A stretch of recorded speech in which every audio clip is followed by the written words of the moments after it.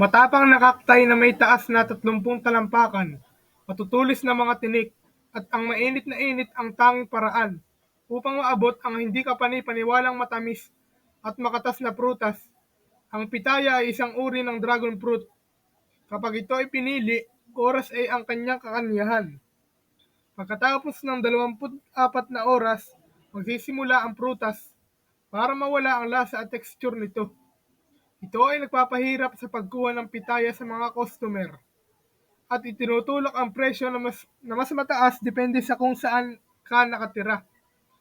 Sa Guadalajara, Mexico, isang batch ng 4,000 pitayas maaaring magbenta ng higit sa 7,400 USD.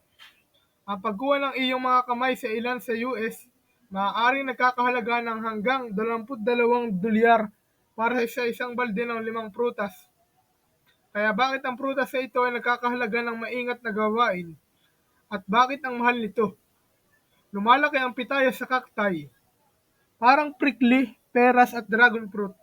Madalas silang nalilito sa dragon fruit dahil sa pagkakapareho ng kanilang mga pangalan, pitaya at pitahaya. Ngunit hindi tulad ng dragon fruit o mga pares ng bungang na lumalago sa buong mundo. Ang pitaya ay matatagpuan lamang sa Mexico at ilang bahagi ng US. Sa estado ng Jalisco ng Mexico, nagiging pangunahing driver ang mga matinik na prutas na ito ng lokal na ekonomiya kapag sila ay nasa panahon. Si Trinidad ay nagtatrabaho sa mga pitaya sa loob ng 15 taon. Nagsimula siyang bilang picker at ngayon ay nagpapatakbo ng isang wholesale at retail na negosyo. Karaniwang inaani niya ang mga prutas sa panahon ng gabi at sa madaling araw ng umaga. Lumalaki ang pitaya sa isang uri ng cactus, tinatawag na organ pipe cactus. Ang mga cacti na ito ay maaaring lumaki hanggang 30 talampakan ng taas. Upang kumuha ng pitaya sa tuktok ng halaman, gumagamit si Trinidad ng mahabang tambo na nilagyan ng mga spike. Available ang pitayas para sa isang napakaikling window. Karaniwang nagsisimula ang panahon sa kalagitnaan ng Abril at tumatagal ng 60 hanggang 70 araw na may unang pag-ulan sa tag-araw na nagdidikta sa pagtatapos ng panahon. Hindi tulad ng mga dragon fruit o bungang na pares, ang mga pitaya ay lumalaki sa mas maliit na bilang. Sa pangkalahatan, ang isang organ type cactus ay maaaring magbigay ng isang prutas bawat araw o 60 pitayas para sa buong season. Upang magsimulang mamunga ng matipid, ang cactus ay nangangailangan ng hindi bababa sa 8 taon.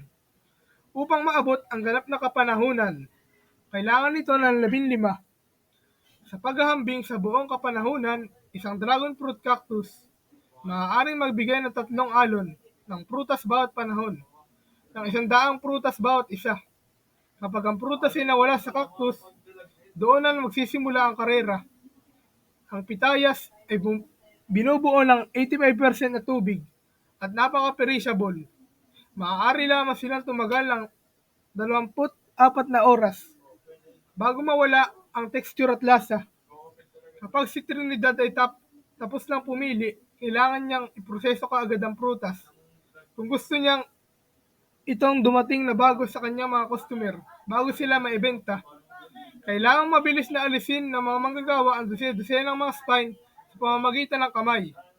Habang ang mga tinik ay matigas, ang prutas ay napakarupok. Kaya kapag naglilinis, dapat maging maingat para hindi masyadong mag-alis ng balat.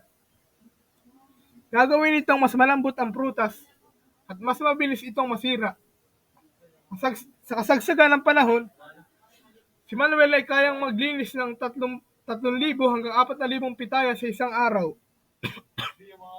Sa maraming pitayas na ito, maaaring sulit ang isang magandang batch.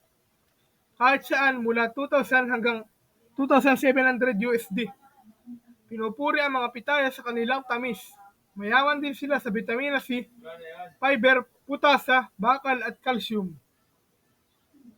At ang kanilang mga buto ay mayaman sa omega-3. Ang pitayas ay may 4 na kulay: puti, pula, lila at dilaw. Sa kabila ng parehang uri ng cactus, bawat halaman ay magbibigay ng ibang kulay na pitaya na may ibang antas ng tamis. dahil mabilis silang masira. May ilang paraan para maipamahagi ang pitaya. Bawat paraan sa pagtukoy ng presyo, bibili sila ni Manuel sa isang stand na naoperahan niya ang kanyang asawa para sa huling 7 taon. Ang palengke ay nakatayo tulad ng kay Manuel, karaniwang pinapatakbo ng mga lokal na pamilya. Ngunit ang mga pitaya ay hindi lamang ibinebenta sa mga lokal na pamilihan. Makikita mo ang Trinidad sa Colima-Guadalajara Highway sa 49 kilometrong marka, kung saan siya nagbebenta ng kanyang pitayas mula sa isang tabi na kalsadang stand. Ang pitaya ay pinakamurang kapag ibinebenta ang mga ito sa lokal. Sa Mexico, ang huling presyo ay nag-iiba sa laki ng prutas. Ngunit din sa lokasyon, isang batch ng 4,000 mataas na kalidad na pitayas na maaaring nagkakahalaga ng hanggang $2,700 sa isang lokal na merkado. Maaaring makakuha ng higit sa $7,400 para sa dagdag na abala kinakailangan upang isugod sila sa lungsod. Si Andres ay nagpapatakbo ng isang kumpanyang naghahatid ng pitaya. Kasama ang kanyang kapatid na si Juan Pablo. Bumibili sila ng pitaya sa mga wholesaler tulad nila Trinidad at Manuel. At ipamahagi ang mga ito sa mga customer sa Guadalajara, ang kabisera ng Jalisco, at ang tanging lugar bukod sa maliliit na bayan kung saan madaling makuha ang mga pitaya. Paglabas ng mga pitaya sa bayan at ang pagpasok sa lungsod ay isang hamon.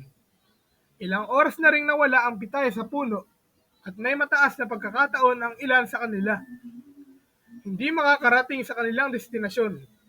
Ito ang dahilan kung bakit bihira ang mga pitaya upang mahanap sa labas ng Mexico. Iilan lamang sa mga kumpanya ang kukuha ng panganib upang ipadala ang mga prutas sa ibang bansa, alinman sa mga oras ng pagmamaneho sa hangganan ng US o pagpapadala sa kanila ng first class.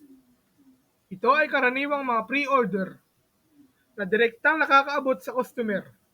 Sa halip na maghatid ng mga pitaya sa ibang stall ng palengke, ang huling presyo ay magiging doble. Kung ano ang babayaran ng isang customer sa Jalisco